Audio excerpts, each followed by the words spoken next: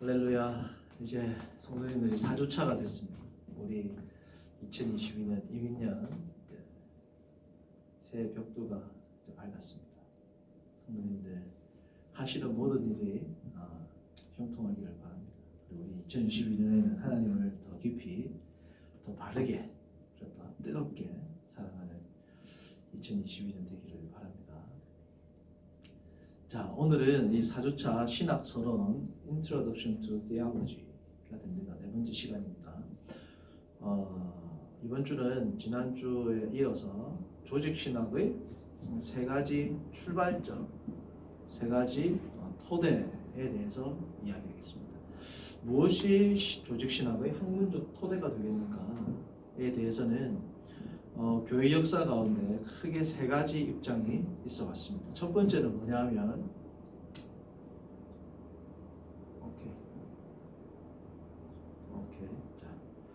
첫 번째는 뭐냐면 성도님들 자연신학, Natural Theology, 자연신학이 있습니다. 이 자연신학은 소위 이제 중세 스콜라 철학 혹은 중세 스콜라 신학에서 많이 발발했죠.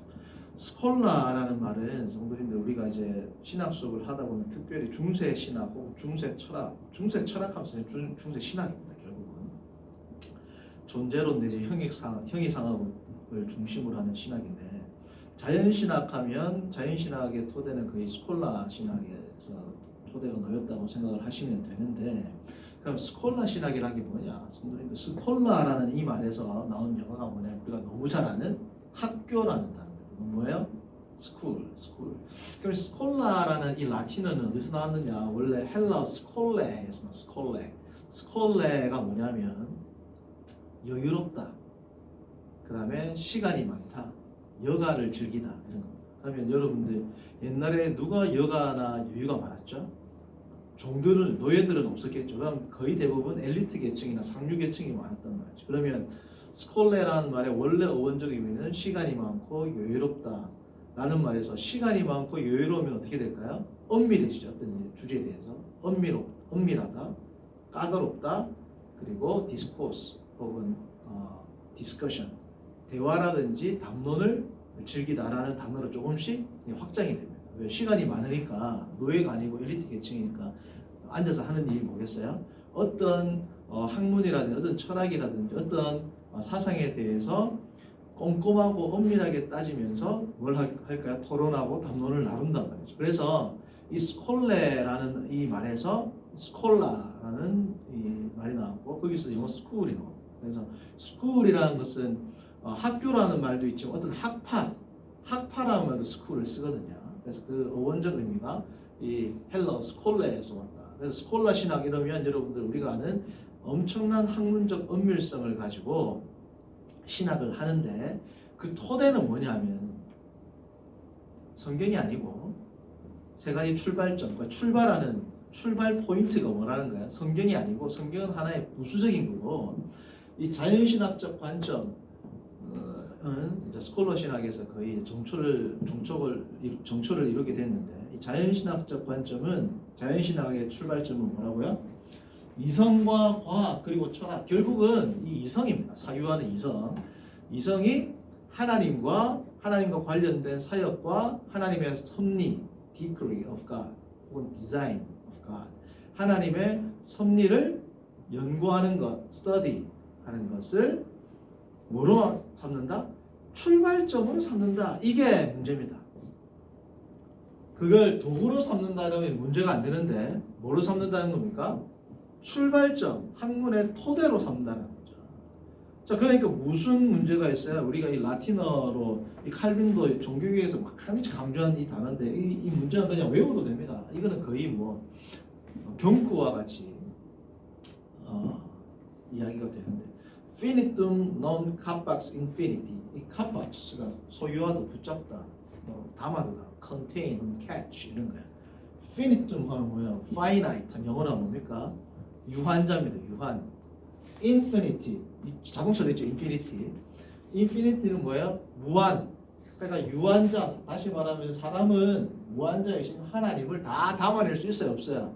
없단 말이죠. 그러니까 자연신학적 관점, 이성과 과학 그리고 철학에서 하나님을 논하는 방식은 보통 뭘 어떻게 논하느냐? 토마스 아퀴나스가 가장 즐겨했던 방식인데 아놀로기아 엔티스, 존재유비라는 거예요. 존재유비.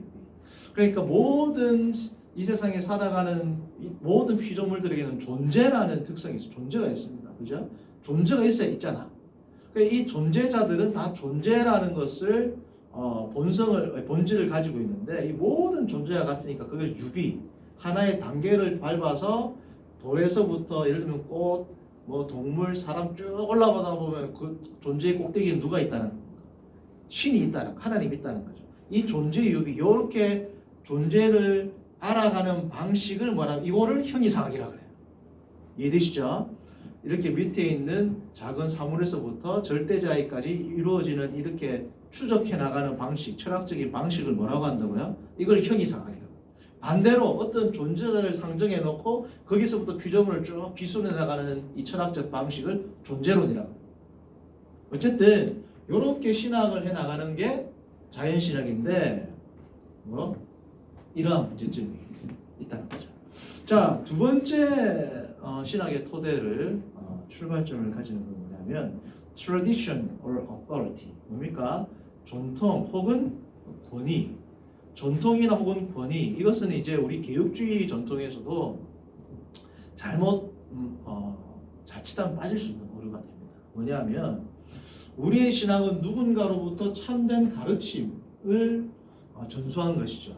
참된 가르침을 전수했는데 이 가르침, 이것을 regular fide, 뭡니까? 신조, 신앙의 항목들이라고 그랬습니다. 그죠? 이 신조로부터 우리의 신앙이 발전하게 된다. 여기까지는 뭐 관계가 없어요. 그죠? 우리가 아는 신앙 고백, 웨스트민스터 신앙 고백, 사도신경과 같은 이러한 신조와 교리들로부터 우리의 신앙이 체계화지고 발전하는 것은 뭐 괜찮은데, 근데 이게 뭐가 되면 문제다? 이게 도구가 되고 이게 중요한 툴이 되면 되는데 이게 출발점, 토대가 되면 문제가 된다는 겁니다. 그렇죠? 왜? 이러한 작업을 많이 하는 것은 아까 자연신학도 가톨릭에서 많이 하는 방식이고 이 두 번째 방식도 가톨릭에서 많이 하는데, 자, 그런데 뭐가 문제가 돼요? 전통의 권위에 지나치게 의존하는 것은 다음과 같은 심각한 문제가 발생을 하는 겁니다. 다시 말하자면 이걸 툴이나 도구로 사용하는 건 문제가 안 되는데 이걸 토대로 놓을 때 무슨 문제가 있느냐? 첫 번째, 소위 말하는 신앙주의입니다. 신앙주의라는 것은 뭐냐면 우리가 믿는 것을 우리가 믿기 때문에 이런 거예요. 여러분, 우리 교회에서도 자칫 잘못하면 이런 오류를 범합니다. 어떤 신앙에 대해서 이야기하면서 이게 왜 맞는데? 웨스트민스터 신앙고백서에 써놨어요. 이것은 도르트 신경에 이렇게 이야기되어 있는데, 이건 하이델베르그 면문 몇 답에 보면 이게 나와 있는데, 그것은 중요한 성경을 지지하는 자료가 되지만 그게 출발점을 삼는다는 것은 뭐야? 신앙주의에 빠진다는 거예요. 신앙을 믿는 게 되는 거예요. 하나님을 믿고 성경을 비판적으로 믿는 게 아니고 우리가 믿는 것을 믿는 게 되는 겁니다. 이게 교회 생활을 오래 하거나 신학을 오래 하거나 신학 작업에 천착하다 보면 잘못하면 이런 오류에 빠질 수 있어요. 신학을 많이 하고 깊이 알게 되는데 이런 오류에 빠질 수 있습니다. 제가 지금 서던 베프티스트에서 이제 조직신학을 공부를 할 때 조직신학 교수님이 브루스 웨어, 나중에 이제 인용도 하겠지만 브루스 웨어 교수님이 저명한 교수님 계세요. 브루스 웨어는 아마존에도 검색을 해보면 책을 여러 권 썼고 탁월한 신학 저널도 많이 썼습니다. 그래서 이 브루스 웨어 교수님의 그때 간증을 이야기를 했는데 그 교수님께서 뭐라고 하냐면 아주 저명한 이제 학회, 신학학회, 조직신학학회에다 들어가면 다 엄청난 학자들이죠. 뭐 웨스트민스터 신앙고백서부터 하고 머리에 다 외우고 있는 사람들도 있는데 쭉 이야기를 하는데 교수님이 이 말씀을 하셨대요. 우리는 누구의 구애다? 칼빈의 구애고 개혁주의의 전통입니다. 그러니까 개혁주의 하면 모토가 뭐예요? 에클레시아 레포르마타 셈페르 에포르만다 에스트. 뭐예요? 개혁된 교회는 항상 개혁되어야 된다. 토대가 뭐야? 성경이라는 거예요. 오직 성경, 그 파이브 솔라 있잖아요. 오직 하나님의 영광, 오직 은혜, 오직 그리스도, 오직 성경 이렇게 했단 말이죠. 그죠? 그런데 이 오직 성경에서 출발한다라고 우리가 믿어오고 우리가 그 신앙 고백으로 삼고 우리가 그것을 신학의 출발점으로 삼는데 이렇게 신학 토론을 하다 보니까 교수님들 무슨 이야기만 하면 왜 웨스트민스터에서는 이렇게 이야기했다. 니케아 신경은 이렇게 이야기했다. 어떤 신학자의 예를 들면 우리가 잘 아는 어떤 신주에는 이렇게 기록되어 있다라고 왜 말씀하십니까? 우리의 출발점은 성경이라고 고백했으면 우리가 이렇게 신학적인 담론을 나누고 우리가 논쟁을 할 때도 결국은 최종적인 권위에서 최종적인 레퍼런스를 달 때는 뭘 이야기해야 됩니까? 성경을 이야기해야 되는데 왜 계속 어떤 신앙 고백서라든지 카티키즘이라든지 신조를 이야기합니까? 라고 이야기하니까 그 저명한 신학 교수들이 가만히 있었다 그러더라고요. 이 신앙주의라는 것은 신앙을 오래 하는 사람들만 겪을 수 있는 함정이 아니고 신학을 오래 해도 겪을 수 있는 함정이 될 수 있습니다. 그래서 우리가 이 신앙주의에 빠질 수 있기 때문에 조직신학의 두 번째 출발점 잡는 거예요. 전통이나 권위, tradition or authority, 이것은 출발점으로 삼기에는 문제가 있다. 또 두 번째 문제는 뭐냐면 우리의 삶의 터전과 역사적 사실과 단절된다. 이게 무슨 말일까요? 우리가 믿어왔던 니케아 신경이라든지 아니면 콘스탄티노플 회의에서 열렸던 신조라든지 이런 것들은 뭐 적어도 2000년 가까이 된단 말이에요. 이 신앙 고백서가 정리된 게. 웨스트민스터 신앙 고백서만 해도 엄청 오래됐잖아요. 그러면 그 수백 년 전 아니면 수천 년 전에 신조로 확립되어 있던 사실들은 오늘날 우리의 역사적인 사실과 우리의 실존과는 유리되어 있는 내용들이 많이 있습니다. 물론 연결되어 있고 같은 인간 사회이기 때문에 같은 소사이어티를 이루고 있으니까 같이 연관된 신앙의 문제도 있지만 예를 들면 지난번에도 이야기했지만 메타버스에 대한 문제라든지 낙태에 대한 문제라든지 동성혼에 대한 문제 이런 것들에 대해서는 깊이 있게 안 다루고 있다는 거죠. 그렇죠? 교통, 환경 이런 것들에 대해서는 옛날의 신주에서는 그걸 깊이 있게 안 다뤘었는데 왜요? 그거는 그때 당시의 문제, 숙제, 퀘션이 아니었단 말이죠. 그때 성도들의 니드를 이루는 그런 담론이 아니었단 말이죠. 그러니까 탁월한 신앙의 유산이고 아주 귀한 신앙의 가르침을 가지고 있음에도 불구하고 오늘날 우리가 생각하는 여러 가지 담론들은 다만 이게 부족하다는 거죠. 그죠? 전통이나 권위가. 그러므로 이것을 출발점으로 삼기에는 뭐가 있다는 겁니까? 문제가 있다. 자, 더 큰 문제는 그럼 우리가 무슨 신주를 따를 것인가요? 가톨릭은 가톨릭의 전통을 따르고 복음주의자들은 복음주의자들의 신주를 따를 것이고 더 보수적인 개혁주의자들은 개혁주의자들의 전통을 따르게 될 것이란 말이죠. 그럼 뭐가 많은 신조가 있는데 뭐가 최종적인 권위를 가질 수 있겠는가라고 하는 그러한 문제가 생기기 때문에 그렇습니다. 그럼 세 번째 우리가 답 벌써 알죠. 그럼 뭐가 토대가 돼야 될까요? 첫 번째 자연신학, 우리의 이성이나 과학이나 철학도 아니고 두 번째 신조도 아니면 세 번째 뭐가 우리의 신학의 출발점이 되어야 될까요?